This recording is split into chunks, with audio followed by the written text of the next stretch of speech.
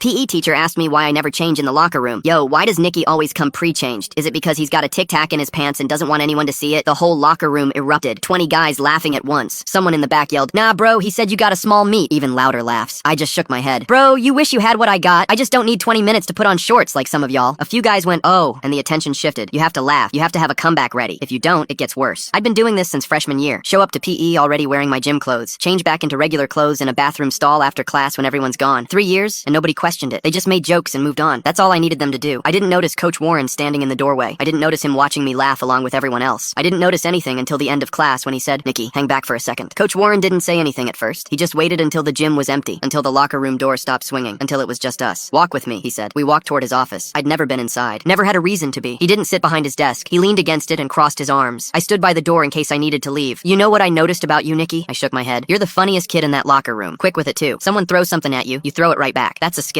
I didn't know where this was going. But here's the thing. Funny kids usually want attention. They want people looking at them. You don't. You use the jokes to make people look away. My mouth went dry. I've been teaching PE for 18 years. I've seen kids who change in the stalls because they're shy. I've seen kids who change in the stalls because they're insecure about their bodies. And I've seen kids who change in the stalls because they're hiding something they don't want anyone to see. He paused. "Which one are you?" I didn't say anything, but I didn't leave either. That was enough for him. "I'm not here to make you talk," he said. "I'm not a counselor. I'm not gonna call anyone. I'm just a guy who's been paying attention." He walked around his desk and sat down, gave me space. When I was 15, I had a coach like me. Big guy, loud. Everyone thought he was just a gym teacher, but he saw something in me that nobody else saw. He didn't push. He just let me know the door was open. He looked at me. I never told him what was happening at home, not once, but I sat in his office almost every day after school. Just sat there, did my homework, watched him grade papers, and that was enough. Having somewhere to go, that wasn't home. My chest felt tight. "That's what I'm offering you. Not therapy, not questions, just a room and someone who gives a damn." He slid a piece of paper across the desk. His phone number. "My office is always open, Nicky. Always. No explanations needed. You just show up and I'll be here." I took the paper, folded it careful, put it in my pocket. I still didn't say anything, but when I looked at him, I think he saw the thank you I couldn't get out. He nodded once. That was enough. I never told him what my dad did. I never showed him the marks on my back or the bruises on my ribs, but I showed up to his office almost every day for the rest of that year. And he never once asked me to explain. He just let me be there. That was the first time in my life I felt like I mattered to someone who didn't have to care. That spring, I finally reported it. Got out, moved in with my grandma. The day I graduated, Coach Warren was in the stands. He didn't have to be there. He wasn't my family, but he showed up anyway. I found him after the ceremony. Didn't know what to say, so I just hugged him. He hugged me back and said, "I knew you'd make it." I didn't know that, but he did. Sometimes that's all it takes. One person who sees you when everyone else looks away.